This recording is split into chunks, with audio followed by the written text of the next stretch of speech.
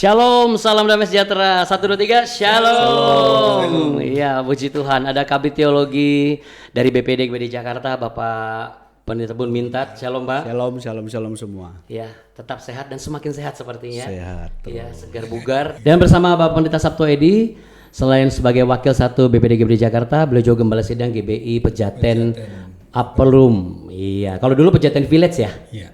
Sekarang Pejaten Upper Room. Dan sekarang tempatnya sudah enak karena tempatnya tuh tinggal langsung masuk, naik ke lift lantai 3. Lantai 3 yang paling atas, belok kanan, udah langsung di sebelah lift ya, gitu.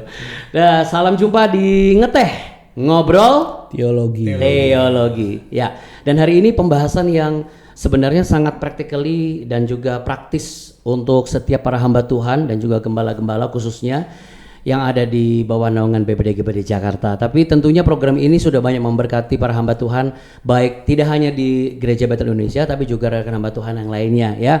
Tetap semangat, jangan lupa subscribe. Kalau ada pertanyaan atau komentar silakan ditulis di kolom komen.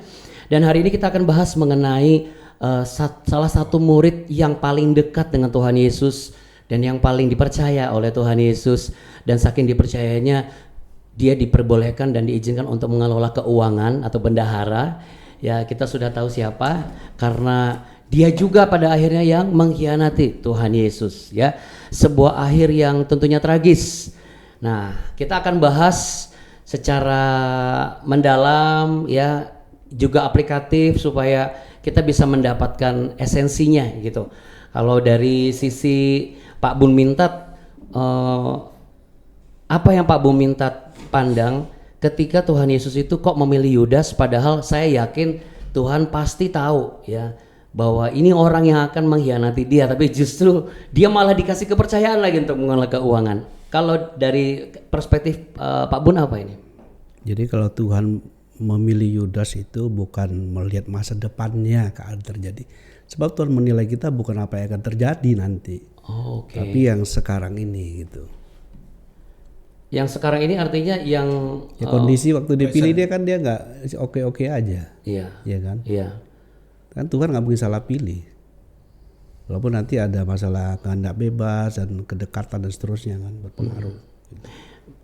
Padahal Yudas melihat pelayanan Tuhan Yesus kan, melihat mujizat juga dan lain sebagainya, tapi iya, tidak menjamin ya. Karena hati kadang-kadang kalau tidak dimanage dengan baik dari awal, dari setiap hal kecil itu dia cuma main kecil-kecil kan, dia kan mengambil uang dari kas juga kan kalau disebut Yohanes kan. Jadi itu hal kecil itu kalau nggak dituin lama-lama terbiasa gitu. Nah ini menarik, hal-hal kecil kalau nggak diituin tuh maksudnya nggak diingatkan atau nggak diperhatikan atau bagaimana? Ya kalau Tuhan bilang kan kalau kamu benar dalam perkara kecil, kamu benar dalam perkara besar. Kamu setia perkara kecil, setia perkara besar gitu. Berarti kalau kamu setia dalam kesalahan-kesalahan kecil, wah kamu akan terbiasa. juga terbiasa dengan kesalahan yang besar. Terbiasa, hati kan terbentuk gitu. Ya. Oke. Pertama kali kalau kita berbuat salah kan dak dikduk. Kedua kali dikduk pelan-pelan. Lama-lama redup. Iya kan. Lama-lama nggak bunyi. Bunyi. Iya. Ini sebenarnya bukan kita bicarakan ini bukan untuk menghakimi pihak siapapun ya, tapi kalau dari konteks real kehidupan pelayanan hamba Tuhan khususnya gembala, sebenarnya kesalahan-kesalahan kecil apa sih yang pada umumnya sering kali terlupakan dan itu akhirnya justru berpotensi membuat hamba Tuhan itu malah terbiasa dengan kesalahan-kesalahan itu. Kalau dari Pak Sabto? Iya, ini kita kan berbicara Yudas, ini berbicara murid Kristus kan. Iya. Jadi murid Kristus itu tidak menjamin akhirnya, tapi sudah dimulai dengan sebuah proses dengan perkara kecil itulah, maka diajar ketaatan dan setia kan. Maka di dalam penggembalaan juga begitu juga saya rasa, apalagi di GBI. Di GBI itu kan keuangan semua keputusan ada pada gembala. Jadi memang jangan main-main dengan duit. Jangan main-main. Memang ada posisi semakin tinggi itu sebetulnya harus sudah dilewati dari semua proses-proses itu, dari perkara kecil. Makanya harusnya sebetulnya penggembalaan itu dimulai dari sebuah kelompok kecil, ya, terus komsel berkembang. Jadi dari situ kan sudah belajar. Dari komsel belajar dari 7 orang menjadi 10 orang, 25 orang, akhirnya menjadi pos PI atau menjadi sebuah bakal jemaat. Dari situ seharusnya gembala-gembala di GBI itu sudah belajar tentang banyak hal kepemimpinan juga dalam hal yang keuangan ini. Tapi kalau dalam hal keuangan kan kadang-kadang ada satu keinginan daging atau natur manusia ya. Kalau nggak sekarang kapan lagi? Nah itu gimana cara menjawabnya? Maksudnya apa itu? Iya kan kalau misalnya dulu waktu saya baru mulai sudah susah. Kalau dari Pak Sabto sampaikan kan harusnya kita belajar. Berarti kita sudah pernah susah, kita nikmati saat kita sudah tidak susah. Ibaratnya kan begitu. Ketika Tuhan berkati berlimpah-limpah. Tapi justru ada hal-hal kejadian. Nah ya. Baik dalam kekurangan, dalam hal kecil, ketika dipercayakan hal besar, dia sudah terbentuk. Jadi Yudas ini kan terbentuk dari mencuri hal-hal yang kecil. Sehingga ketika sudah nampak ketika seorang wanita ya mengurapi Tuhan dengan minyak yang mahal, dia bilang lebih baik itu untuk orang miskin daripada untuk pemborosan kaki Tuhan Yesus. Nah, tapi dia nggak tahu esensi itu kan, bahwa itu penghormatan dan lain sebagainya. Tetapi dia melihatnya dari segi itu sudah kelihatan. Maksudnya kalau dijual minyaknya masuk ke kas ya dia pakai. Nah, dia pakai. Berarti sudah banyak alasan-alasan dia pakai untuk pura-pura untuk orang miskin di akunnya dan lain sebagainya. wah, ya ini kalau misalnya seandainya kita sih berharap tidak ada ya. Tapi kan kalau seandainya ada itu bukan berarti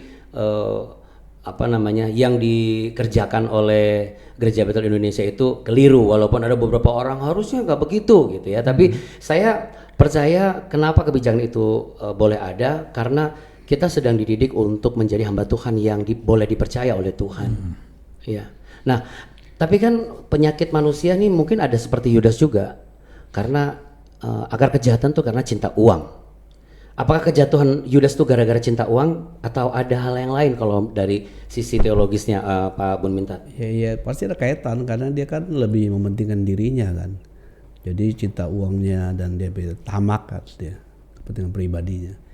Itu kan kalau kita sebagai pelayan sekarang ini, ya kita harus percaya Tuhan memelihara kita. Jangan pakai cara kita untuk memelihara hidup kita gitu. Kalau tamak kan sebenarnya aku bisa banyak kan, banyak simpanannya atau saya punya cadangan gitu. Karena kurang percaya sama Tuhan. Tunggu sebentar, ini menarik ini. Ketika seorang hamba Tuhan atau gembala melakukan banyak simpanan dan banyak cadangan, itu maksudnya apa? Bukan itu, maksudnya kalau orang tamak itu kan dia pikir, oh nanti saya kurang, ya kan mau ambil lebih, padahal itu harus percaya pemeliharaan Tuhan gitu. Sebatasnya aja, kalau bukan wilayah kita, bukan kewenangan kita, jangan dijamah gitu. Dipandang pun jangan ya. Ya kan, gitu loh. Dipandang pun jangan gitu. Jadi jangan mengambil yang bukan bagian kita gitu loh, ya menjaga. Percaya kepada pemeliharaan Tuhan. Sebab kalau kita tidak percaya pemeliharaan Tuhan, kita berusaha bentengin diri kita dengan berbohong, dengan mencuri dan terusnya kan sebenarnya. Cuman supply diri sendiri gitu. Tapi kalau kita percaya Tuhan memelihara kita, apalagi kita sebagai pelayan Tuhan, sebagai gembala yang sudah mendedikasikan hidup kita di pekerjaan Tuhan ini, dia memanggil, dia pasti mencukupkan. Apa karena Yudas Iskariot itu karena salah satu atau satu-satunya bukan dari Galilea? Karena kan dari daerah Kairat ya. Ya ada asumsi ke sana ya, karena Iskariot kan dari Kariot. Tapi kan yang jelas mungkin karena perbedaan. Nah, itu kan hanya asumsi ya, tapi kita tidak tahu persis Iskariot itu apakah memang dia adalah orangnya Kariot dari wilayah Yudea gitu loh. Ya. Dari informasi Alkitab sih nggak ada, dari asumsi yang beredar mengatakan begitu. Ya. Malah saya dengar ini Pak, waktu saya ke Israel, tur leader dia yang orang Israel itu bilang malah Iskariot itu bukan marga, tapi Iskariot itu adalah dia sebutan dia sebagai orang yang berasal yang kaya hidupnya. Is kan dalam bahasa Ibrani itu orang kan, is man of Kariot ya. Bisa jadi, tapi kita Alkitab berinformasi kan tapi nggak ditulis. Nggak cukup. Gitu. Hanya asumsi kan. Bisa terjadi, bisa nanti kita coba tanya aja ketemu dia. Tidak ketemu dia. Ada pandangan bahwa Yudas itu juga salah satu yang paling punya pandangan yang berbeda gitu. Ketika tadi seperti seorang perempuan mengurapi kaki Yesus, membeli minyak narwastu mahal. Kan satu sisi pandangan Yudas sebenarnya bukan pandangan yang buruk ya. Kalau kita bicara mengenai daripada dibuang-buang percuma lebih kasih orang miskin. Sebagai seorang hamba Tuhan atau sebagai gembala, bagaimana kita bisa memilah-milih secara bijak pengelolaan, apakah ini hanya bakti sosial atau ini dipersembahkan untuk Tuhan? Kalau dari konteks Yudas sebenarnya kan motivasinya nggak benar kan, Tuhan yang tahu. Tapi sebenarnya untuk orang miskin sebuah hal yang baik. Tapi di konteks itu Yudas itu memang hatinya bukan untuk orang miskin, bukan gitu.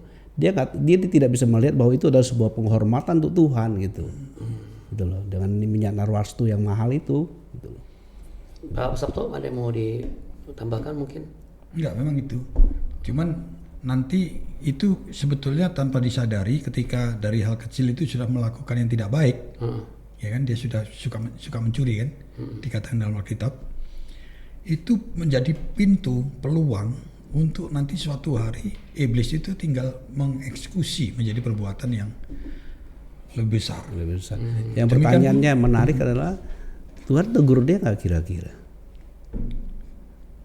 Tuhan tegur dia nggak? Kalau Yesus sebagai kepalanya kan Tuhan kan? Kira-kira Tuhan Yesus tegur dia nggak?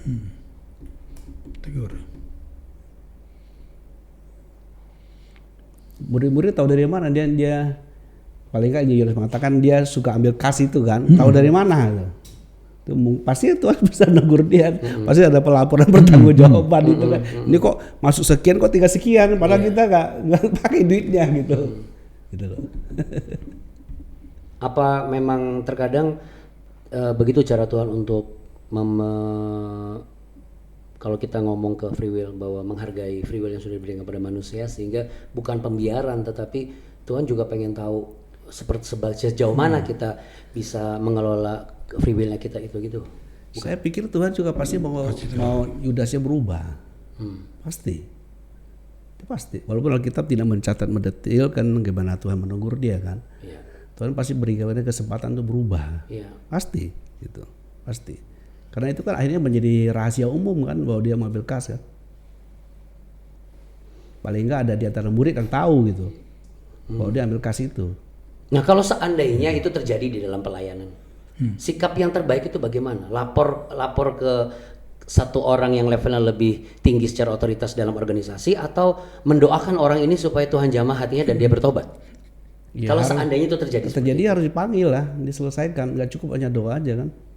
Doa itu hubungan dengan Tuhan. Tapi masalah organisasi harus diselesaikan dengan real, cuma doa doang.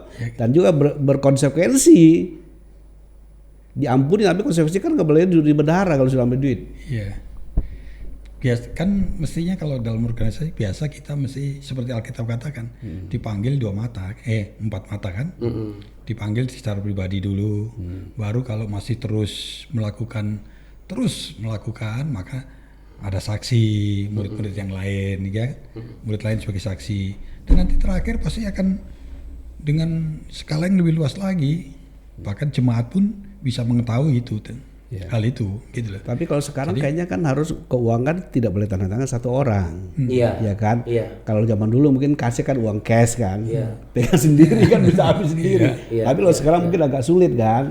Kita ada perbankan perjuangan tanda tangan, kalau bisa mesti jumlah sekian butuh ada SOP-nya lah, keluar berapa duit dan pemegangnya berapa orang tanda tangan gitu. Itu lebih itu penghitungnya. Iya, dengan aturan itu bisa memperkecil resiko orang ambil duit. Gitu. Berarti supaya menghindari para pelayan Tuhan dan khususnya gembala itu menyalahgunakan atau keliru dalam pengelolaan keuangan supaya tidak terjebak sebagai posisi seperti Yudas Iskariot, sehingga cinta uang, berarti butuh karunia kedewasaan rohani ya, atau karunia administrasi. Saya pikir kerendahan hati itu yang paling penting. Butuh takut Tuhan ya kan. Kalau Tuhan kan nggak kelihatan, jadi harus ada yang mengawasi. Jadi mungkin yang jadi masalah, jangan-jangan dia pikir, aduh duit saya kurang, pakai dulu deh. Pakai dulu, itu kan. Ya itu Mungkin nggak itu ada di Yudas pada waktu itu, terus di sekarang ini sering terjadi gitu. Mungkin Yudas bilang, aduh, dapur saya kurang ngumpul, pinjam dulu kan, belum tadi nggak dibalikin. Contoh misalnya ngambil izin Pak sebelum Bapak ini ngambil mobil, alasannya ya kredit, DP dulu untuk DP awal, terus sudah gitu alasannya untuk operasional, tapi nggak pernah ngajak jemaat pulang. Itu gimana? Itu ada potensi seperti Yudas nggak? Sebelum dijawab kita minum dulu gimana coba? Nah ini supaya jadi pembelajaran juga buat kita semua. Jadi di sini sekali lagi bukan untuk menyalahkan, oh ini kayaknya nyindir saya. Enggak, di sini kita bercermin ya. Kita berharap program Ngeteh ini benar-benar jadi cermin pelayanan kita, kehidupan kita supaya kita menjadi pribadi yang berkenan dan semakin segambar dengan Kristus. Kalau dari Pak Sabto gimana Pak? Situasi kayak gitu itu boleh apa enggak? Kalau bicara modusnya itu kan banyak sekali variasi dalam keuangan itu. Iya. Tetapi yang jelas kan ada sistem dulu gitu kan, supaya kita ada aturan mainnya. Supaya aturan mainnya ada gitu kan, supaya kita jelas. Misalnya penghitung berapa orang tadi, 3 orang tanda tangan semua, dari penghitung disampaikan kemana dan seterusnya. Boleh agak dekat Pak. Maaf, dari penghitung penghitung mulai dari depan. Kan dari awal kan jemaat memberi sudah ada yang menghitung. Nah, yang menghitung ini sudah kita ajari betul-betul orangnya yang harus dipilih benar-benar. Terus dia yang bertanggung jawab, nanti tanda tangan, screenshot kepada kepada bendahara. Lalu jadi tidak ada sebuah sistem itu tidak ada peluang. Jadi nah itu semua untuk apa? Bukan takut dirugikan karena hilang materinya, tetapi kita sedang membentuk orang itu untuk bertanggung jawab. Ya, dari walaupun dia perkara kecil cuma menghitung, tapi nanti pasti bisa suatu hari dipercayakan yang jauh yang lebih besar. Makanya proses-proses inilah yang Tuhan Yesus sedang kerjakan kepada 12 muridnya. Nah, cuman kalau itu kalau dia free will-nya, kalau membiarkan dia takluk kepada keinginan daging, walaupun sistemnya sudah ada, walaupun dekat dengan Tuhan Yesus, mungkin pagi-pagi Tuhan Yesus sudah nanya dan duitnya saya yakin nggak seberapa, karena kalau Tuhan Yesus mengutus disuruh masuk ke rumah-rumah, kalau diberi salam makanlah bersama dia, kalau salamnya nggak diterima kebaskan jubahmu, itu artinya kan begitu sederhana, dan Tuhan Yesus juga bisa lakukan mujizat-mujizat yang luar biasa. Jadi artinya pasti keuangannya nggak seberapa, tetapi hal yang kecil itu pun dicuri kalau dia tidak, dan itu bisa berkembang ketaatan dan kesetiaan kepada sebagai murid yang dimuridkan oleh Tuhan Yesus, itu akan berkembang juga, dan ketika berkembang semakin besar, iblislah yang mengeksekusi, karena Yohanes itu menyaksikan kan bahwa Yudas kerasukan dirasuki kuasa iblis, maka dia menyerahkan Tuhan Yesus. Wah, jadi dari kecil sudah berkembang. Ini berarti kita harus pelihara yang benar berdasarkan tadi takut akan Tuhan, supaya yang kita biarkan itu adalah sesuatu yang benar. Bukan sesuatu yang keliru gitu ya. Nah, ada peristiwa di Yudas juga ketika Tuhan Yesus mengatakan di hadapan murid-muridnya, di antara kalian seseorang akan menyerahkan aku. Ya. Yang menarik adalah di setiap murid itu tidak ada yang melirik ke Yudas, semua langsung pointed ke Yudas, semua saling lihat satu dengan yang lain gitu. Sampai Petrus mengatakan, siapa itu guru? Bilang sama saya gitu ya, pasti bukan saya gitu ya. Nah itu sebenarnya kalau boleh tahu, apakah sedemikian licinnya permainan Yudas, atau memang ada maksud lain? Dengan harapan Tuhan Yesus masih memberikan kesempatan terakhir untuk Yudas melakukan hal yang tidak perlu dilakukan, yaitu menyerahkan Yesus, atau itu adalah sebagai satu pembelajaran buat kita semua bahwa setiap kehidupan itu adalah kesempatan yang Tuhan berikan untuk kita berubah. Jangan sampai begitu sudah waktunya tiba, yang ada hanya penyesalan dan akhirnya semuanya disia-sia. Mana dari kalau perspektif dari Pak Bun gimana? Kalau saya lihat karena kekerasan hati ya. Kalau hati yang keras itu teguran tuh hampir nggak ada artinya. Kekerasan hati. Iya. Kalau sudah terbiasa itu kan, kalau sekian sudah jalan itu hampir di ujung pelayanan Tuhan Yesus kan itu. Iya. Habis di ujung sebelum terus disalibkan kan. Iya. Jadi karena kalau hati kita sudah kebal, sudah keras, mungkin teguran-teguran itu sudah kurang efek. Ada yang sempat ngobrol sama aku gini, seandainya Yudas Iskariot ternyata dia bertobat waktu itu, terus yang nyalipin Tuhan Yesus siapa? Orang itu kan orang Yahudi kan, kalau nggak Yudas pun tetap orang nyalipin Yahudi ya? kan memang benci Tuhan Yesus. Iya, jadi dia sudah berulang kali mau berusaha menangkap Tuhan Yesus kan. Iya, nah ini jadi juga pandangan orang mengatakan kita mesti Satan juga sama Yudas, siapa bilang? Iya, makanya salah kaprah. ini yang Jadi apa perlu ada juga. apalagi orang mengatakan ada nubuatan. Jadi itu nubuatan itu ditulis karena Yudas mengira bukan Yudas dirancang untuk fix dengan nubuatan gitu. Iya. Bukan, jangan dibalik dong. Jadi Tuhan tuh nggak punya niat jahat begitu. Kalau Tuhan jahat betul. Nggak mungkin Tuhan yang benar, itu nggak mungkin. Gitu. Jadi bagaimanapun juga sekali lagi penyalipan Tuhan Yesus bukan karena Yudasnya. Karena memang orang Yahudi emang udah niat juga.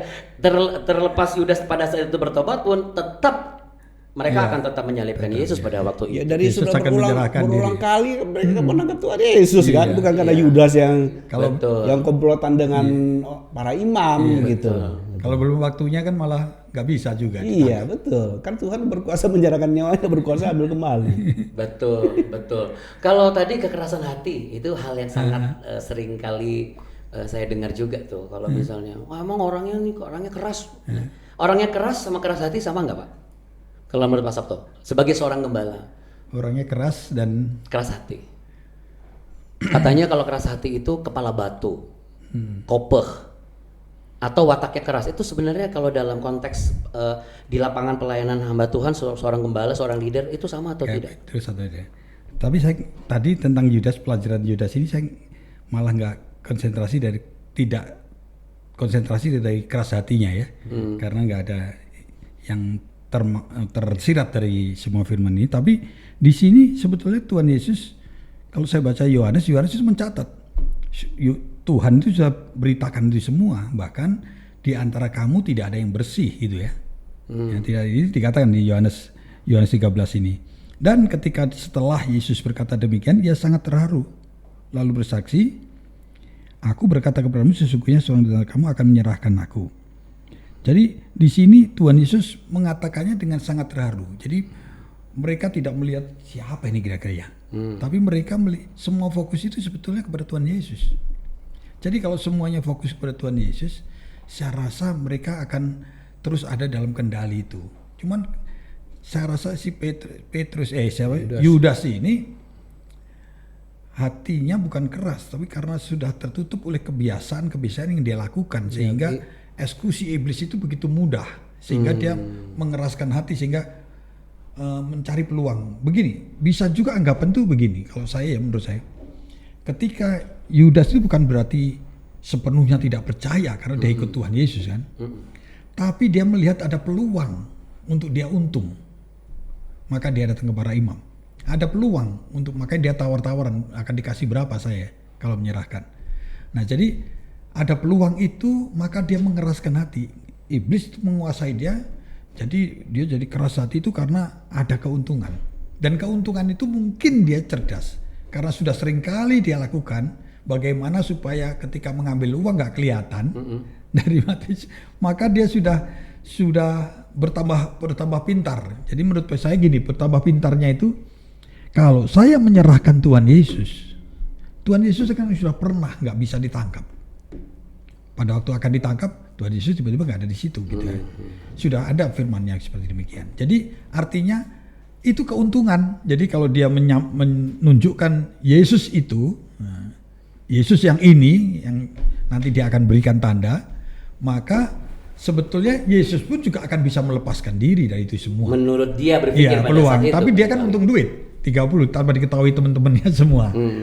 Sudah dapat duit, tapi Yesus pun juga tidak ditangkap. Maka setelah itu betapa menyesalnya dia. Setelah itu betapa menyesalnya dia. Penyesalan itu muncul kan bukan karena dia ingat apa yang dikatakan Tuhan, tetapi penyesalan itu menyesal karena Yesus kok ditangkap sedemikian hingga bisa. Kan dia mau jadi raja, mestinya dia nggak lepas dari situ semua. Iya, karena berkali-kali kan mau ditangkap selalu lolos kalau ya. belum waktunya ya nggak akan bisa. Iya. Yesus sebelum menyerahkan, dan juga maka dia lihat penyesalan dia itu bukan karena firman-Nya Tuhan, perkataan Tuhan yang ada dalam hatinya, tapi oleh karena ternyata perkiraan yang saya dia salah kira, gitu ya. Bisa begitu. Itu saya justru dapat jawaban mengenai keras hati itu. Kalau kita berada di bawah kepemimpinan seseorang yang menurut kita wataknya keras atau orangnya keras hati, sebenarnya nggak akan jadi masalah selama kita fokusnya kepada Yesus. Ya kan? Keras hati di sini adalah bebal maksudnya kan. Tuhan Yesus sudah pasti mengatakan adalah lebih baik bagi orang itu tidak dilahirkan, tidak dilahirkan gitu. Kan Yesus sudah pernah negur dia kan. Dan juga tahu berarti keras di sini adalah karena bebal gitu, sudah baal gitu. Sudah kebal gitu loh. Sudah nggak kebal bisa dengan teguran itu sama dengan tipu daya dosa. Dosa sudah menjadi kebiasaan gitu ya. Ya, tipu daya dosa gitu loh. Hampir 1 kali, 2 kali ya kan. Jadi itu menjadi terbiasa jadi baal. Gitu, kebal. Ya, itu keras di sini maksudnya. Kayak kita sudah biasa pasang panas, lama-lama kulit sudah itu kan, sudah terbiasa, sudah keluar kita. Waktunya 1-2 menit lagi. Saya langsung masuk ke peluang. Pelayanan itu kan banyak peluang.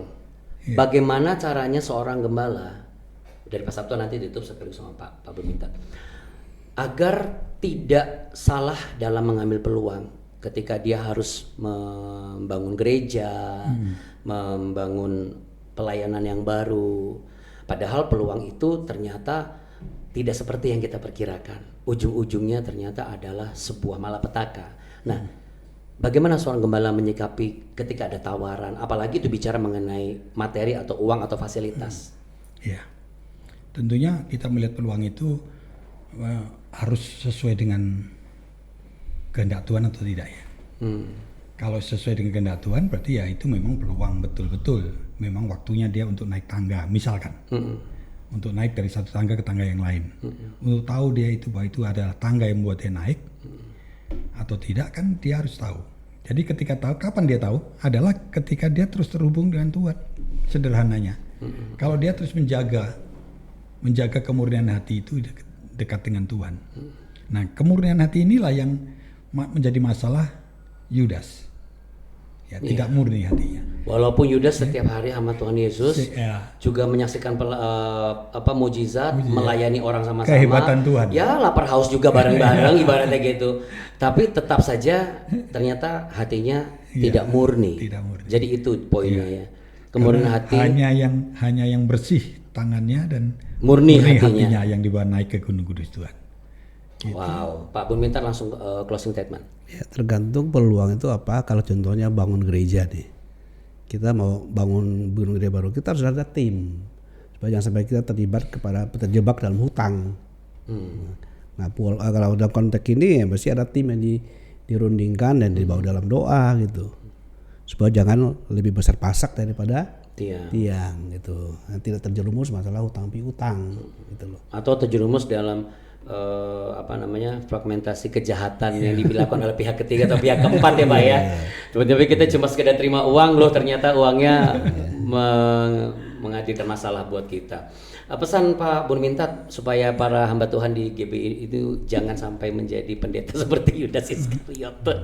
Ya, jaga kemurnian hati, setia dalam perkara kecil, setia kepada firman Tuhan yang jelas gitu. Ya. Pak Sabto? Ya, ketaatan dan kesetiaan tidak bisa dibentuk dalam waktu yang sebentar. Dan itu harus mata senantiasa tertuju kepada Tuhan.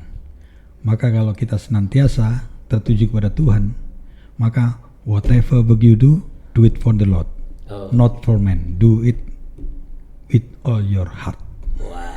Whatever you do, I do it for you. With everything I do it for you. Apapun yang kamu kerjakan untuk Tuhan. Itu tulus. Iya. Boleh saya selengkapi lagi ya? Karena dari awal saya dapat value yang besar banget bahwa ya sekalipun kita jadi gembala, hamba Tuhan, kita harus jujur juga. Jangan sampai kita melakukan pembiaran kecil ya, supaya pembiaran kecil itu tidak berubah menjadi kesalahan besar dan dosa yang besar, karena kalau kita biarkan nanti dosa itu justru akan menguasai pelayanan kita. Nah, apapun yang kita lakukan hari ini, saya percaya Ini semua adalah anugerah Tuhan. Menjadi hamba Tuhan, menjadi gembala, itu pun juga kasih karunia Tuhan. Dan biarlah semua para hamba Tuhan di Gereja Bethel Indonesia tetap menyadari dekat dengan Tuhan. Dan semua yang disampaikan oleh hamba Tuhan hari ini, termasuk juga mungkin Anda juga mendapat rema dari pembicaraan kami. Itu semua adalah oleh karena Tuhan berkehendak Bapak Ibu menyaksikan program ini sebagai jawaban atas pelayanan saudara. Kalau ada pertanyaan atau ada masukan, silakan tulis komen di kolom komentar di tempat kami di Ngeteh Ngobrol Teologi. Sampai jumpa di episode berikutnya. Murid siapa yang kita bahas dan value apa yang bisa kita ambil untuk pelayanan kita. Saksikan terus Ngeteh Ngobrol Teologi. Tuhan Yesus memberkati.